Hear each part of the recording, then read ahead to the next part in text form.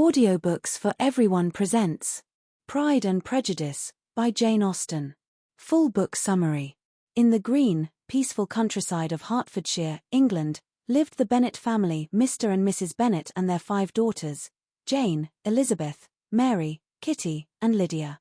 With no sons to inherit their estate, the future of the family depended on the girls marrying well. For Mrs. Bennet, it became her mission in life. When news spread that a wealthy young gentleman named Mr. Bingley had rented the grand Netherfield Park nearby, the neighbourhood buzzed with excitement. At the first ball of the season, Bingley proved himself to be charming and gracious. He danced with Jane Bennet and quickly took a liking to her. But his friend, Mr. Darcy, tall, proud, and silent, made a very different impression. When asked to dance with Elizabeth, he coldly replied that she was tolerable, but not handsome enough to tempt me. Elizabeth heard him and never forgot. Elizabeth Bennet, spirited and clever, prided herself on her keen observations and sharp wit. She was not one to be easily offended, but Mr. Darcy's pride and rudeness lingered in her mind. From that night on, she made up her mind about him: arrogant, self-important, and cold.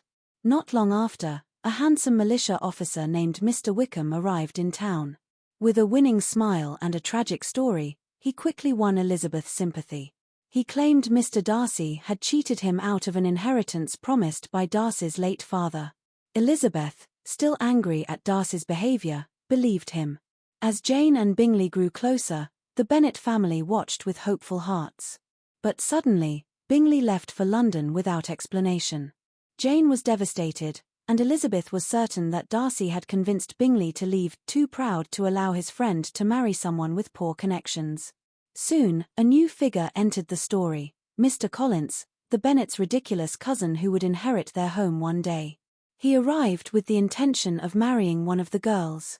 After Elizabeth firmly refused his awkward proposal, he immediately proposed to her best friend, Charlotte, who accepted, more out of practicality than affection. Elizabeth later visited Charlotte and Mr. Collins in their new home near the estate of Lady Catherine de Bourgh, an imperious noblewoman and Darcy's aunt.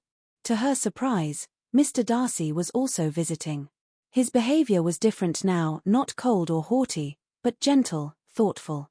One day, completely unexpectedly, he confessed his love for her and proposed. But his words, though passionate, were laced with pride. He spoke of how unsuitable her family was, how he had fought against his feelings for her. Hurt and angry, Elizabeth rejected him, accusing him of ruining her sister's happiness and of mistreating Wickham. The next morning, Darcy handed her a letter. In it, he revealed the truth. Bingley had left Jane only because Darcy believed Jane did not return his affection, something even Elizabeth had wondered. As for Wickham, he was a liar who had tried to run off with Darcy's younger sister for her fortune. The truth shook Elizabeth. She realized she had been wrong about everything. Time passed, and Elizabeth travelled with her aunt and uncle to Derbyshire. On their journey, they visited Pemberley, Mr. Darcy's grand estate. There, they were told of his kindness by his housekeeper. Then, to Elizabeth's shock, Darcy himself appeared and greeted them with warmth and grace. He even invited them to dine and introduced them to his sister. Just as her feelings toward him began to change, disaster struck. Lydia, the youngest Bennet, had run away with Wickham. The scandal could ruin the family. But then, as if by magic, Wickham agreed to marry Lydia, saving the Bennets' reputation. It was only later that Elizabeth discovered the truth. Darcy had found them, paid Wickham's debts, and made the marriage happen. Quietly. Without seeking credit. Not long after, Bingley returned and proposed to Jane. Joy filled the house. Then, Darcy returned too. This time, his proposal was different: humble, sincere, and full of love. Elizabeth, now seeing his true character, accepted. She had judged him unfairly, just as he had once judged her. They had both been proud. They had both been prejudiced.